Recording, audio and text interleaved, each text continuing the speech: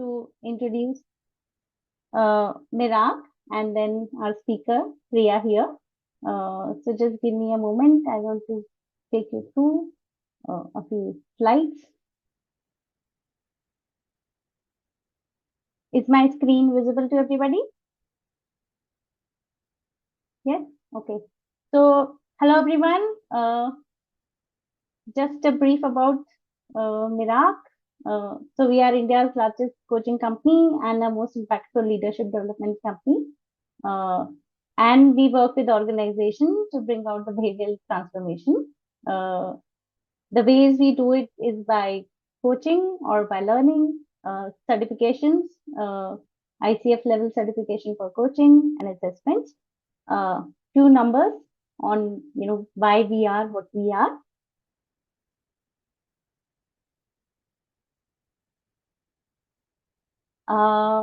We actually use a platform which is an in-house platform, and it helps us deliver these interventions and scale.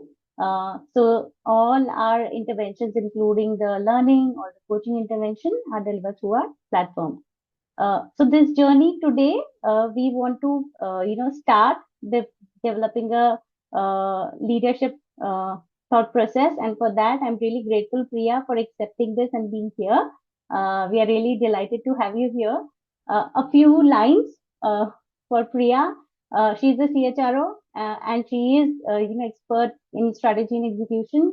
Her HR initiatives includes organization development, talent and leadership development. She also does talent acquisition for C2.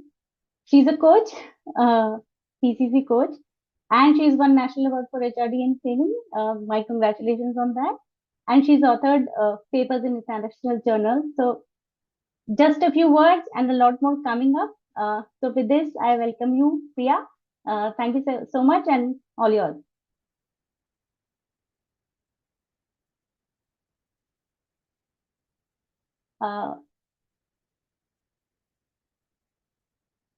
Team, yeah, can we unmute Priya?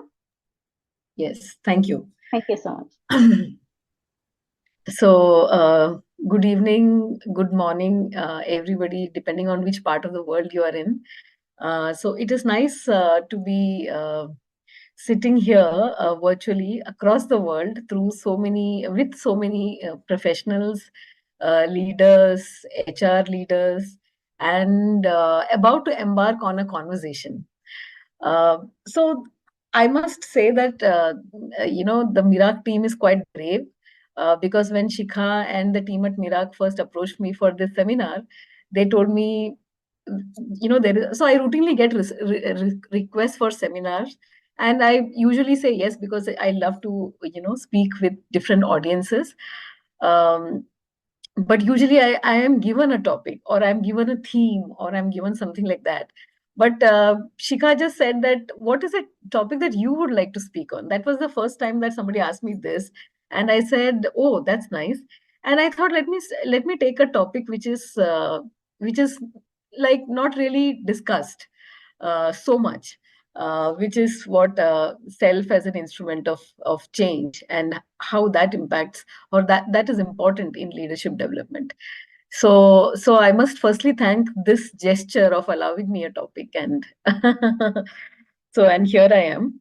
The way that we will divide the time, we have got less than an hour with us, and the way maybe I will spend 5 minutes or so on kind of giving a little background about myself, and then sometime maybe 15 minutes on setting up the topic, and giving you a little bit of context on what it actually means for me. It might mean many different things to different people, so if all of us on the same ground, we need to know what the topic means. And then the way that I work seminars is, I mean, the best it works for me is that we open it up for the last maybe half an hour or so for conversations. I know that some of you have already sent questions. In fact, I got a long list of questions too. And I think Jaya and team and Shikha, I mean, they are going to kind of cluster it together and ask, relevant question, but feel free to unmute and ask questions yourself. So it's more that the questions that you ask will actually enable conversation and possibly enable insights. That's the way that I look at any seminar. Okay, so a little bit of myself. My name is Priya Vasudevan, and all of that Shikha just explained about me is true, and I'm proud of it. I am a Mumbaikar, born and raised in Mumbai. Although I'm from the south of India, I'm a Malayali.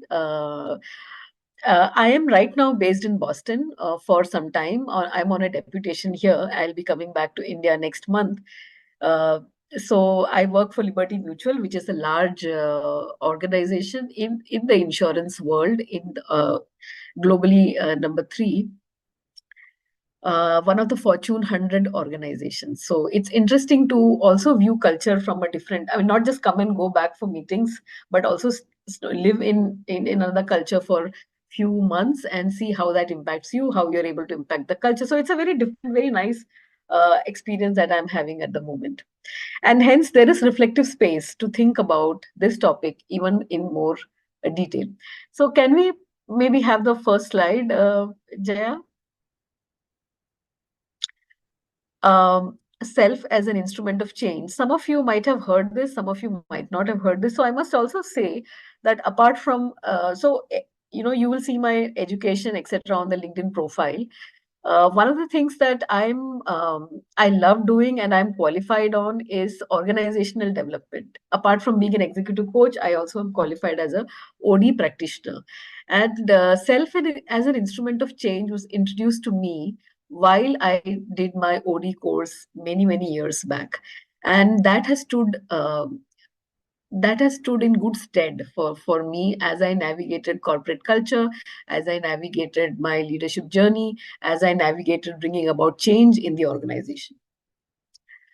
Okay, so this being the topic, this is a very simple concept to understand. I think it is easy to understand, but it is maybe tough to accept. I mean, if you just look at the sentence, self as an instrument of change, uh, we all we all talk about things happening to us. I am what I am because of my situations. But do we have the power to change those situations to an extent?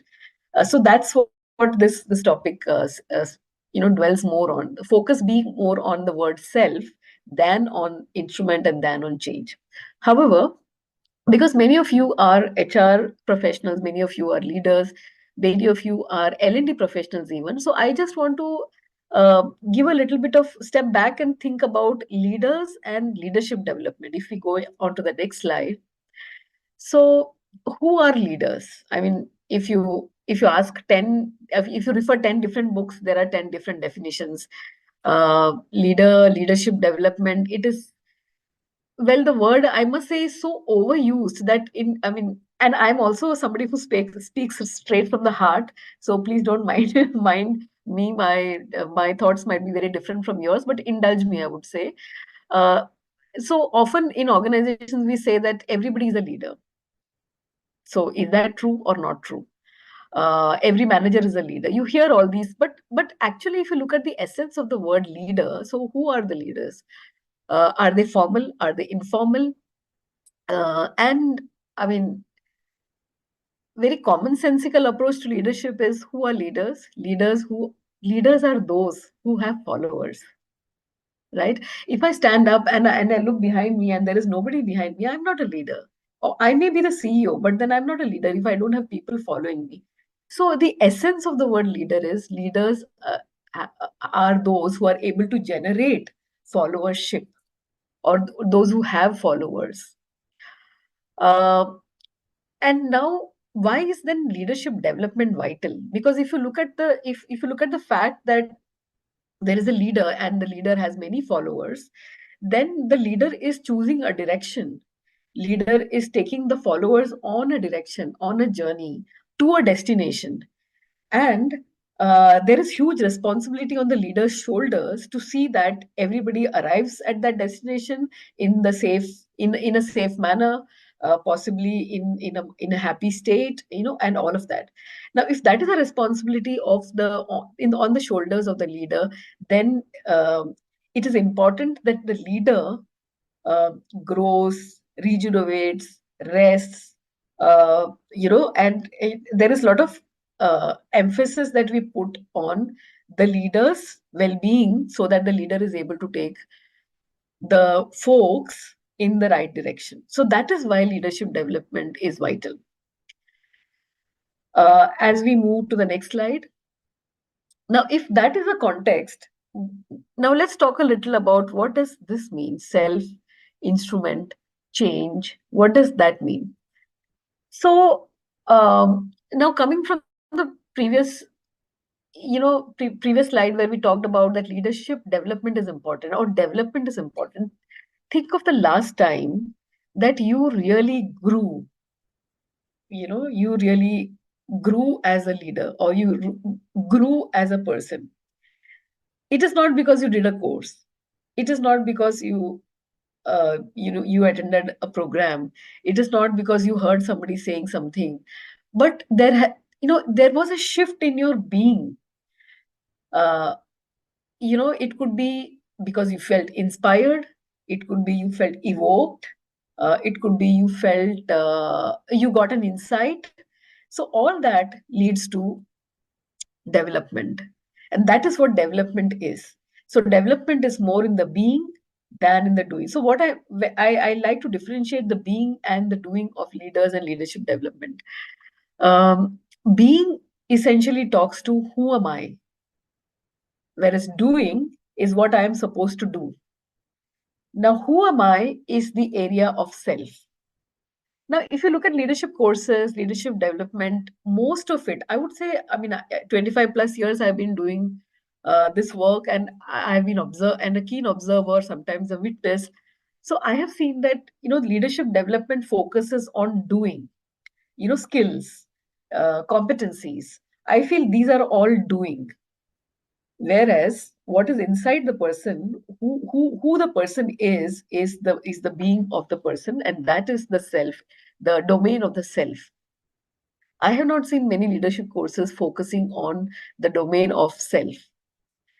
And now self as a concept, of course, I think in our ancient scriptures and Vedas, self is very nicely described, and there is a lot of there is a lot on that, but I'm not going there. In the, let's say, there have been a lot of behavioral scientists who have taken from our culture and understood what it means in more Western terms, and one of them was Jung. So Jung's body of work deals with self, and he was the one who talked about persona and shadow. Persona is what is visible to everybody. The social self is the persona, and shadow is something that is there in the person, but the person does not acknowledge it sometimes. So, for example, the fact that I have a very good interpersonal relationship with everybody, I am a very amiable person, is my persona. But the fact that I am also jealous, I carry envy, I feel inadequate, all that could be in the shadow. Sometimes what is in the shadow, I'm not even aware. And I have repressed it so much that it goes deep into the unconscious. But it triggers and it comes up sometimes at the most unexpected time and hooks the self into action. We have all had opportunities where, "Arey, ye kahan se aaya? How did this come about? I didn't say this. I wonder what made me say this." So what made me say this is when the shadow just spiked and it came out uh, in terms of something that you didn't want to say. And so we know our personas very well, but do we know our have we been introduced to our own shadows? And there are training programs which does that. So am I clarifying my shadow? As much as I clarify my shadow and integrate the shadow into my persona, acknowledge, accept, even honor my shadow, that's when my self heals. Self is also about authenticity. Self is also about congruence, seeing about also vulnerability, because people relate to vulnerability. So this cluster is self. Now, the other cluster is instrument. So I'm this like really refined kind of person, or very clarified and very self-aware. So this is also self-awareness cluster. I'm self-aware, but if I don't put it to use, then it's of not much benefit to in organization specifically. So that is the instrumentality of the self, where the self comes together with knowledge and understanding and experience, and there's a decision that is made choicefully. That is instrumentality. And choicefulness is important here. Choicefulness versus, say, getting hooked. We have all seen leaders, or we have all seen ourselves. Forget leaders. We have all seen ourselves when suddenly somebody asks a question which is like, maybe not to our liking. You tend to not. You tend to kind of. Uh, we call it reaction, but I would call it getting hooked. Something in our shadow got hooked, and we responded, or we blurted out a response, which then later on we repent. So instrumentality is being coming from a calm place, coming from a cognitive rational space, and looking at things in a manner, and then taking a decision choicefully. And I think there is a lot of development programs which cater, or which address the instrumentality. And change, I think change, I would look at it as an outcome, because every leader or leadership development essentially is so that the leader can take the followers into a new world being a different world, and different world being change or impact, because nothing is remaining same, everything is changing. So if the organization has to change, if the group has to change, then the leader needs to lead that change, which means the leader needs to bring about impact. And this impact is best brought about when the leader operates from a self-aware situation, and uh, uses the instrumentality of his or herself to bring about change. And that's how these three words are related: self as an instrument of change. Um, okay. So, can we just move to the next slide? So, this was just so that the concept is understood. And this, I think, is my let's say last slide. Um, so I think the natural question that many of you might have is, it almost seemed like uh, like a sannyas kind of uh, situation. It's not true. It's not true. All of us, the deeper that we are self-aware, the more we operate choicefully. Everybody. I mean, the whole process of we say that this person is matured. When you say this person is matured, the whole process of maturation is actually maturation of self, maturation of the being of the person, because of which the doing is actually different, and you notice is different from the others who are not so much evolved in the being. So what should leaders do? And then contra to that is, what can organizations do, or what can L&D professionals do, what can HR professionals do to bring leaders to that? So what should leaders do? Leaders need to deepen self-awareness. Unfortunately, it's not a subject in schools, neither in business schools. It used to be a subject in ancient cultures, in our own culture, and I'm very happy that it is something that we do outside of work. When we say, when we go into a satsang, or when we go into a religious celebration, or we just meditate, so all that deep, so but that is outside of work. Nobody tells you, okay, let's meditate for half an hour, then we come together and discuss. We don't say this, right? So deepening self awareness is the leaders, I mean, is something that the leaders need to focus upon. uh, I think something which is not talked about in organizations, neither I have heard so much in development programs, is the whole concept of power, and how it impacts self, and how it impacts others around you, and how it impacts the organization. While organizations have got an organizational structure, superimposed on that, or different to that, is actually a power structure. And only if you're sensitive to power, you can see that structure. So, for example, there is a CHRO, for example, but the CHRO may be powerful. The CHRO may not be powerful. The CEO may be powerful, CEO may not be powerful, and the power structure is very different from the organization structure. We all operate. We all operate and react to power. It's the unsaid thing in organizations. You step into an organization and you can feel it.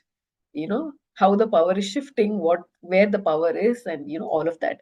And the leaders need to be aware of their own power and how they're impacting others with their power. They also need to know who has power over them. And power is not hierarchical. Like if I'm the leader, my person who reports to me may have more power over me. It's like you are a parent, you have a child. Sometimes the child has more power over you, which you sometimes know, you sometimes you don't know. So power and control dynamics is something that leader need to be constantly aware of. We all need to, the leaders especially, will need to cultivate presence. Cultivate presence means cultivate the breadth of their worldly knowledge.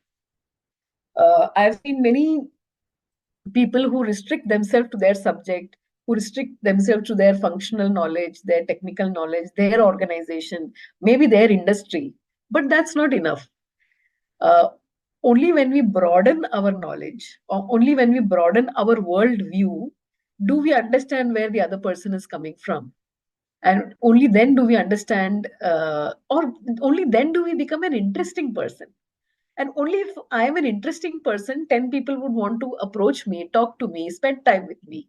So, cultivating presence means cultivating yourself to be more interesting through, it could be even to have, it could be having an interest in other things beyond work. So many of people I meet, when I generally start my conversation with them and I ask them, like, what else do you do?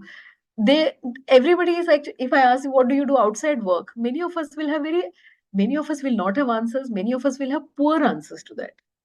What are the other interests that you have beyond work? And then we all go into oh, but the work only consumes so much time. Yes, that's true, but look at what you're doing for yourself. So what are your other interests outside the work, and develop that, because as you that one becomes a more balanced person, then you operate from that balance, and then things are very different. The last one I want to touch upon is to hone our intuition. We are all born with intuition. What is intuition? Intuition is actually the synthesis of all your experiences, of all your knowledge, of your experiences. All that synthesizes to become wisdom. And under the wisdom, maybe somewhere deep down, lies intuition. So don't say, "Arey, to matlab this is something that just came to me." And so don't.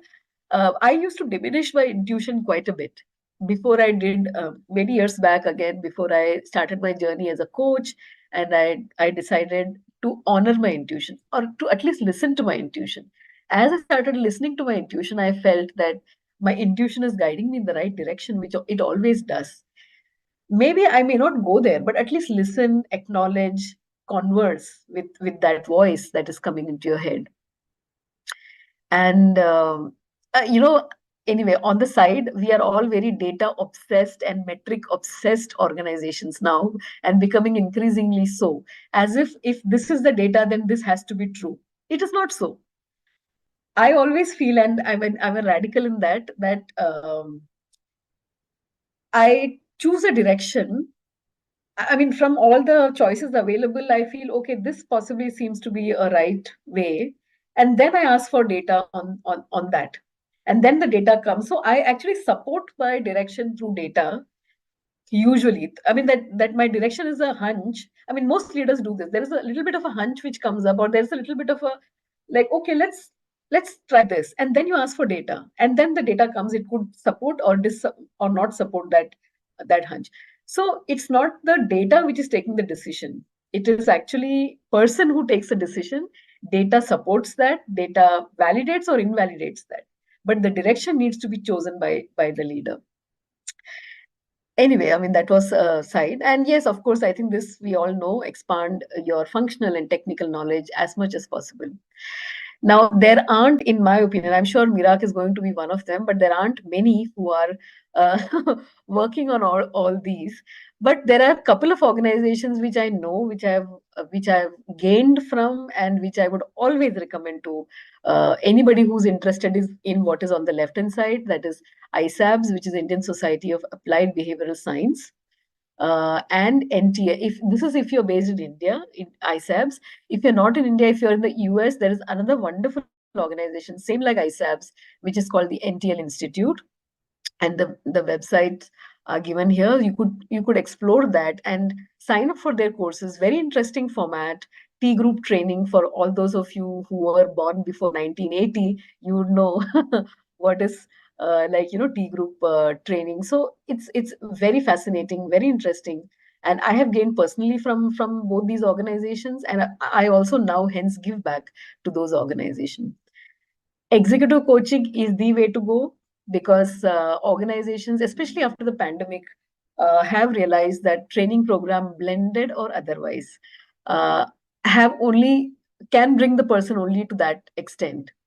I know blended learning is a rage, and it helps, but it is executive coaching which unlocks those insights, which clarifies, which works more on the being than on the doing. And I think all of us as professionals need to do that. Yes, I think Devang has put a comment that Sumedas is also an organization.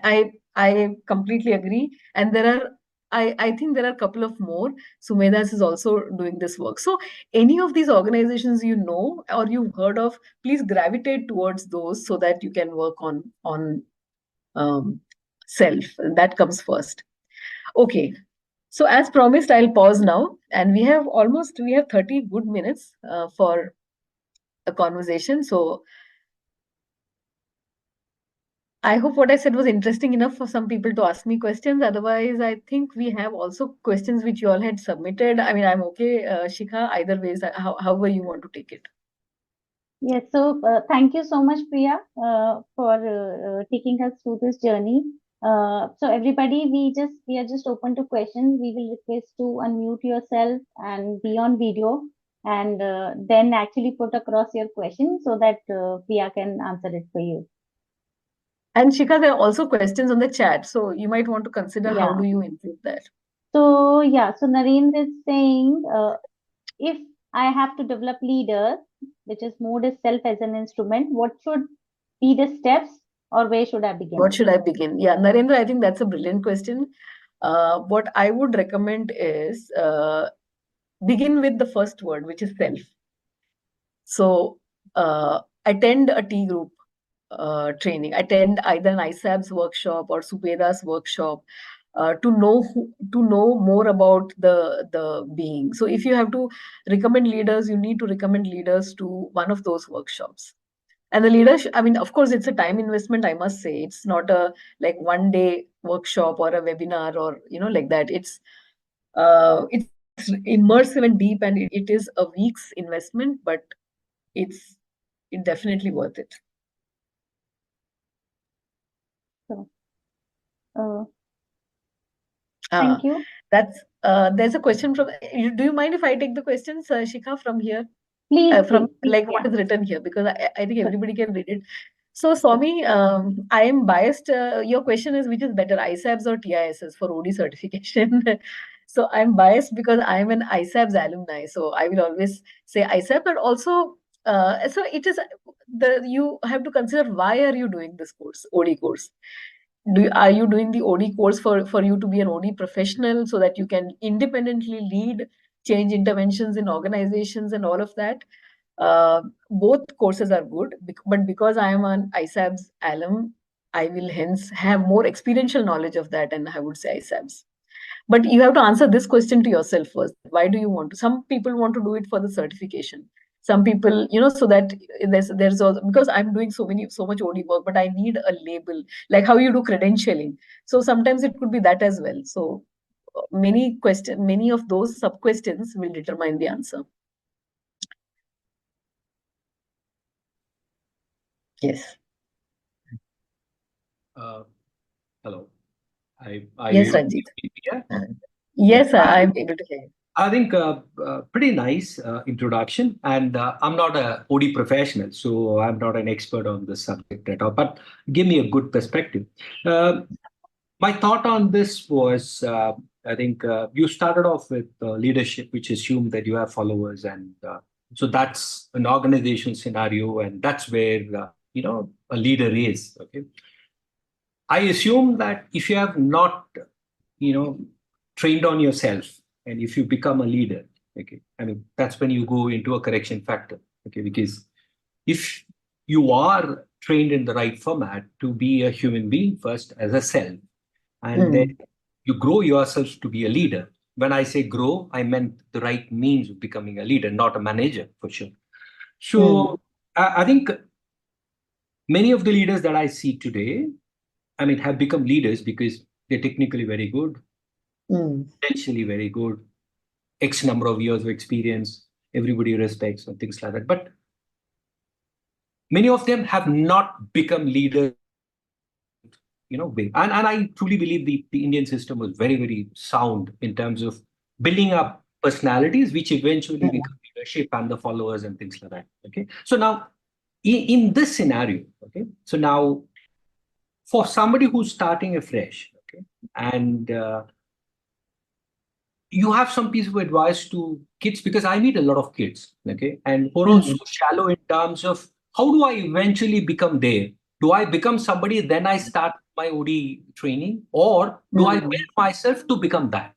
Okay. So do you have mm, something coming to your mind? I just wanted to mm. just check with you. Yeah, yeah, yeah. Thank you. Yeah, that's an interesting question, Ranjit. And I'm with you when you say that many of the leaders are good technically, but may still be wanting as people. So my inherent belief is that all human beings are blessed with this self-reflection ability. So we all have it. Some have it in more degree than the other. Um, and to pointedly answer your question of when do you think the younger ones should be advised to do a more OD course or even a self-awareness program. Self-awareness, I would clearly say, as earlier the better. Um, I mean, I've seen really, folks out of college, the youth out of college coming into these courses and gaining immensely. Unfortunately, so our current education system doesn't address self-awareness as much as possibly the ancient one did. And the Guru Shishya Parampara that we used to have and which we have informally now also, it kind of helps, but I think as early as possible if they can do self awareness courses, that will be best.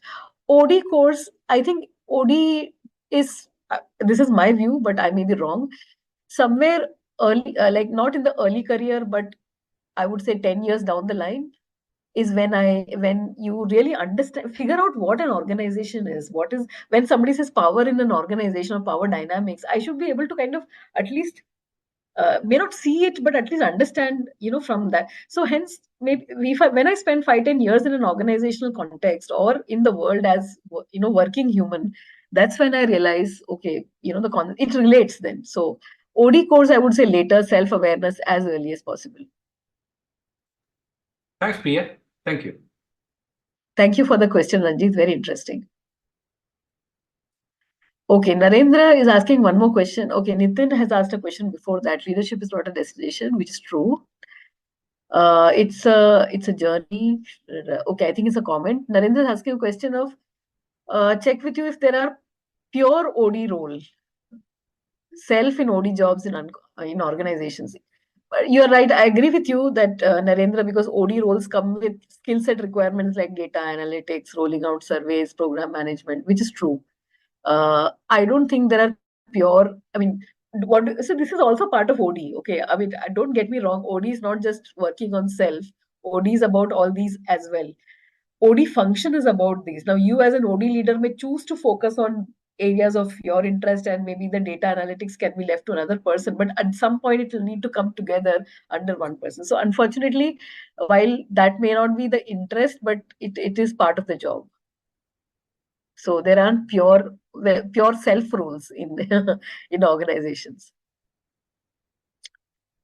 Okay, I might be missing some, so Shikha, please feel free to bring it up here. Maushumi has asked a question about psychometric instrument on gauging self. How far socially desirable responses happen? So I have used psychometric instruments for almost like 20 years in my career. And some people have surprised me. While psychometric instruments give a good pointer, but they are not who the whole person is. That is for sure. They are also not what the person will become. However good the predictability of the instrument might be, I've been completely surprised with people, including myself, taking up very different, very different roles to what the psychometric, maybe uh, predicted. So the best way to look, and I think anybody who's trained in psychometrics will tell you the best way to look at psychometrics is as an indicator. It's one more voice in the room and not the decision maker. So you hear different voices. So one voice is of the psychometric instrument. Sure. Yeah. Priya, if it's all right, I'll just ask a few questions which were on the Yes, chat yes, box. yes.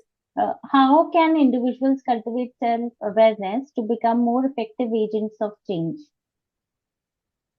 Say again, Shikha. How can individuals cultivate self-awareness to become more effective agents of change? Okay, so I think this is an interesting question.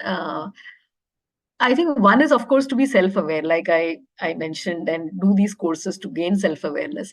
What will happen as you become more self-aware is that you notice the same in others.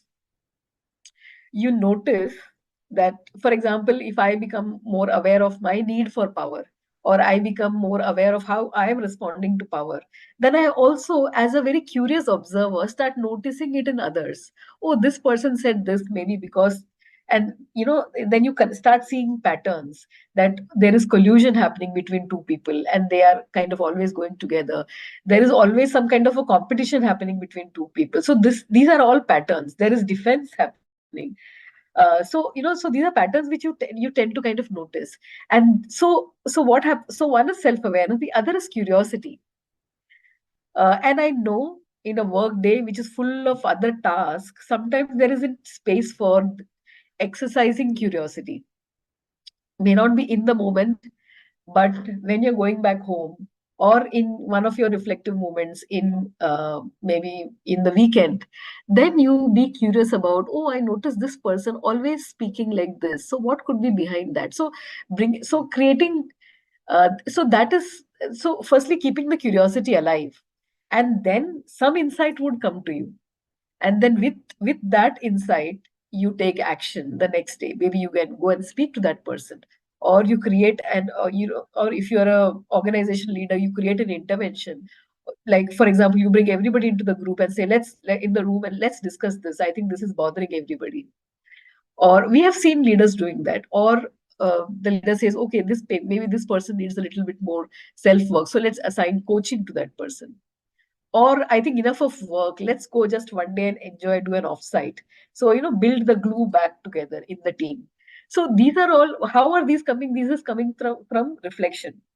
The reflection is not because somebody told you, but you were present there as an instrument. You were observing, and then you picked it up, and then you acted on that. So that's how self as an instrument of change. And maybe sometimes you also know that this is what should be happening as a solution. Like, that, okay, maybe I should take everybody on an offsite, but at the same time, that people are not ready to talk to each other. What would they do on an offsite? So the timing is not right. Now, timing is another important part of this instrumentality. Choicefulness. I know I have to do this, but this is not the right timing. So let me wait for the right timing. And sometimes the right timing just presents itself, and then you intervene. So so there are various ways in you actually bring about change. So it's not, change cannot be, so we always hear about change cannot be forced. And change is gentle, and change just happens. So sometimes when the timing is right, as a professional, we need to be ready to utilize that opportunity. Sure, sure, sure. Thank you so much. Uh, Jyoti has her hand raised. Jyoti, you can go and ask your question.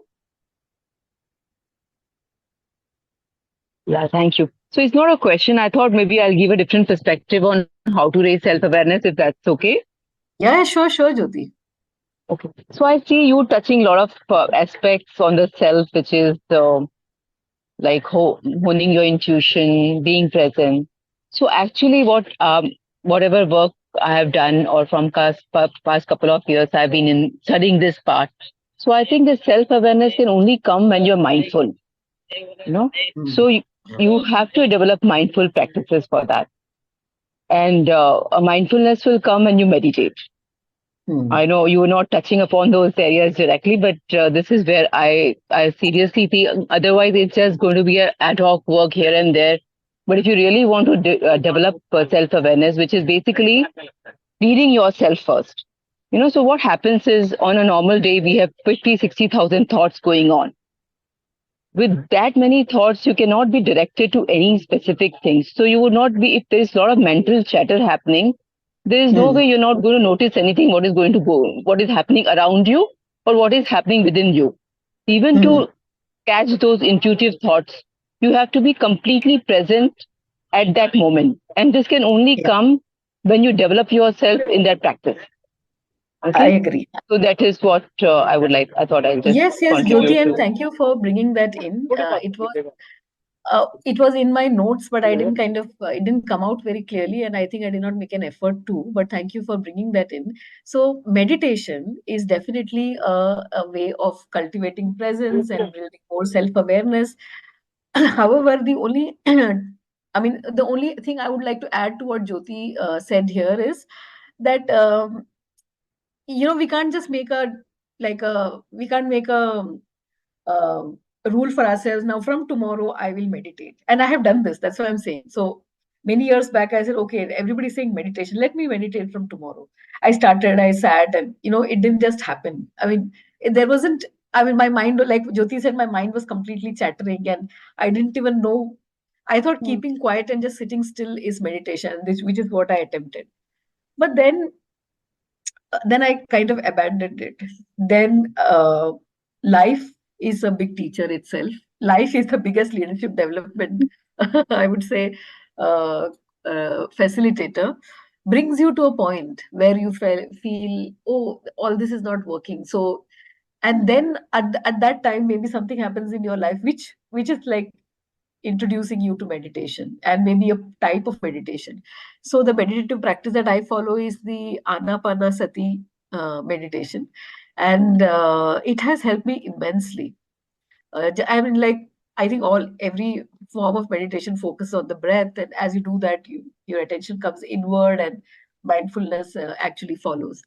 And I think one need not be very rigid about it, that every day I have to meditate for half an hour and then I will go for my walk, because you are killing yourself. Leave it to when you feel like you meditate, and when you don't meditate, or when you feel like you go for a walk. So, I think give yourself that autonomy and you will do fine. But I agree with Jyoti that meditation is a very important form of self awareness. I think Kanchana wants to say something, and she has asked also earlier. So, Kanchana, go ahead, unmute and ask. Yeah, hi Priya. It was a great insight. And I want to add to what Ranjit and Jyoti just mentioned. And I agree with you also, like what you mentioned, like we should not be very rigid about sitting down and meditating the things. Because what I have been following from these few years, and what I understand is that meditating is not a practice, it is living. That's how you live. So once you learn from there, and much before that, what I want to put in this is that there are two aspects that I could actually understand. Here is we are talking about an organization. That's when we are limiting the awareness to that particular self, I guess. Because self itself is a very broader perspective, and it is a very simpler perspective as well, to understand self and to create that awareness and to attain that complete awareness about what we are and what exactly are we supposed to do. that definitely comes from a guru, what we have. Yeah. That is, and it is also like a biometric. Each one of us will have a different path to follow. So that will not be, it is very unique, and we cannot just streamline or define it in a simpler way. Yes, yes, yes. But And I think that is the beauty of self, that it can't be held or it can't be kind of defined. right, It is very it's nebulous very as well. unique. Yeah, it's It's very unique. unique and nebulous as well. Yes. So maybe one thing that I want to say here before I give this to Malik is if you, I mean, many of you are also HR and L&D professionals and maybe leaders. So what is the object, and coaches, I see many of you are coaches. So what is the objective of this leadership development? When you're developing one individual, what is the objective? And what is the intention finally of all these development practices? This also happened as an aha insight for me many years back, which I want to share here. One day I was designing something and it was like not really kind of working out. And then I'm saying, let's add coaching here, let's add training here, then let's take manager feedback and, all of that. Then stepping back as a leader, I was not happy with, what is coming up. And then kind of the person with whom I was discussing, he actually said, but what is the intention of this? What are we aiming for this leader? And then it struck me that the the aim of every leadership development journey is self-sufficiency, right? Of every person. When I feel self-sufficient, that is when I take action in the right way, and all of that. So self-sufficiency is the is the goal of development. And self-sufficiency, when we achieve, very rarely do we achieve self-sufficiency, but that is the goal. So even the moment that there are times in every day also where I feel very self-sufficient, I feel okay, I'm good, so um, so can we feel like that more often than less often is the goal of leadership development. Yes, over to Malik. Hi, ma'am.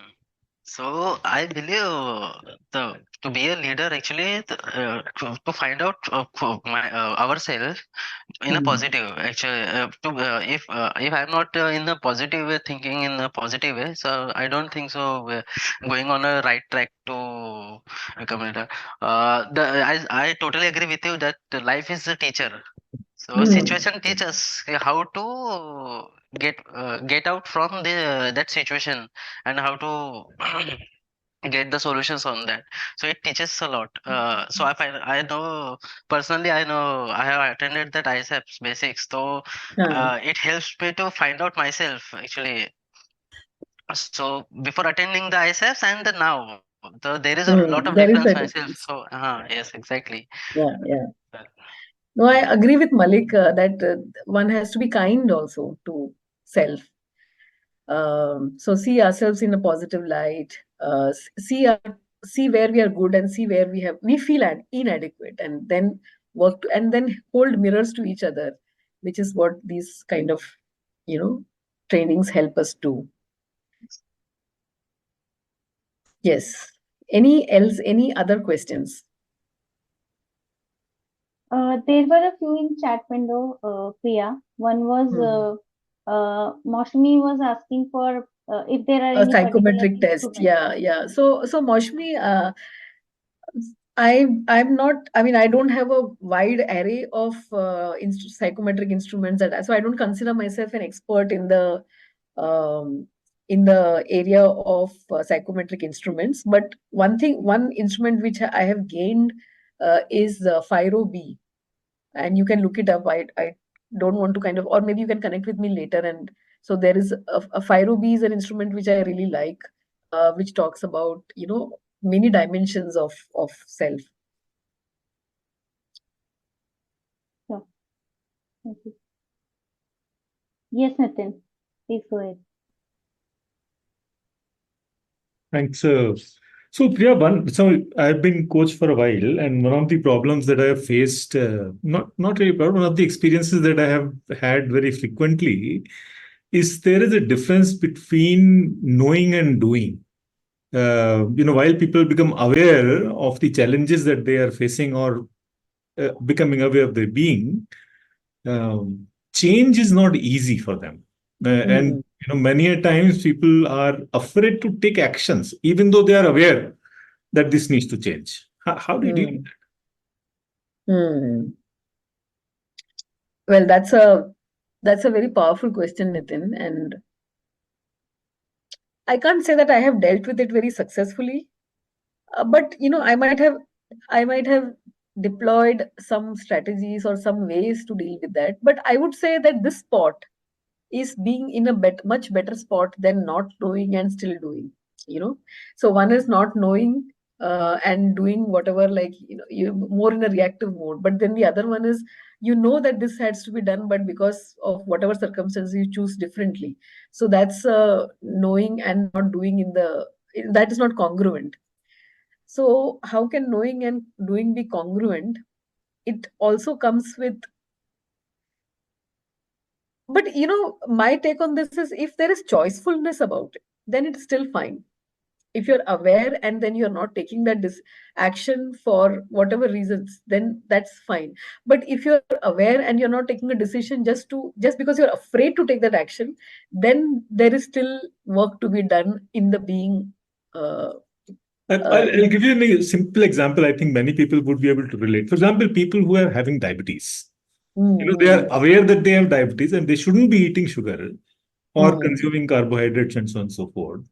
But it's not very common that people are very conscious about their eating habits or exercise for that matter. So while they're aware, and it takes years to make change in that habit, and sometimes they just don't care, or sometimes they care, but they're not able to change because of the problems or challenges in the system. Whether food is not prepared or right food is not available, or somebody is giving too much temptation around that. So you understand what I'm saying, right? So even if I'm aware, my systemic circumstances does not allow me to. They're not so conducive to change.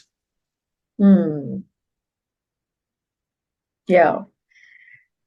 The health is the different. I mean, I may not be able. I have not done enough work around personal health and. So that's just an example. I can tell you about organizations. So if this is the case in an organization, so if this were transposing that to an organization where system is so that I'm not able to make change, I have tried my best, I have done whatever. So there comes a point, Nitin, when I'm asking myself, is this the organization that I want to be in? Is this a system? Forget the organization. Is this a system that I want to be in? And I have seen people taking decisions whether it is organizations, whether it is relationships, whether it is the way that I earn my living. So it's one of the decision is also, do I need to keep myself in this, maybe, I mean, maybe in this toxic kind of environment which is not enabling me to grow? Should I be taking myself out? And that's also a choice. So as long as we operate from mindful choicefulness, I think it is a right decision. Only time can tell whether it is really right or not. But we are all we all have wisdom in hindsight. But in that moment, if you feel that if we all feel that, okay, this is the right thing for me, then chances are that we'll follow through. Thank you. Thanks, Priya. Thank you, Nitin. Interesting question. So everyone, we have just few more minutes. Priya, you can take based on your timelines. I think we can take Sonal's question. So hello. Yes, Sonal. Hi. Oh, hi. First of all, it's really glad to see you after a very long time. I know, me too. Yes.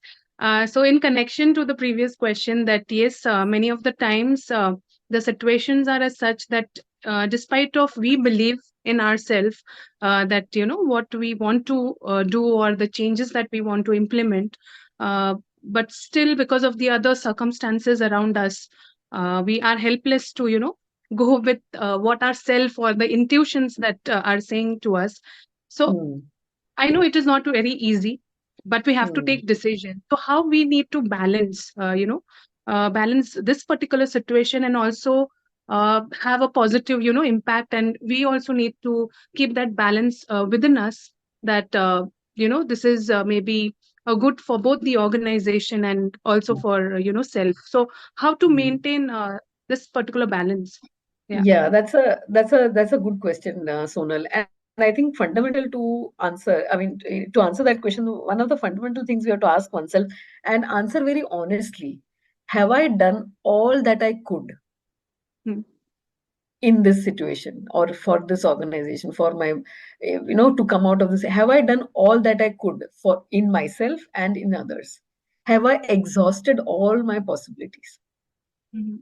If I have done that, then you could take a decision, okay, then this is not working for me, or no, I still need to work on myself, I need to work on others, I need to work on the system, all of that. But this answer has to be honest. Sometimes just to kind of, okay, I've done everything, abhi kuch ho nahi raha hai, that's also a way.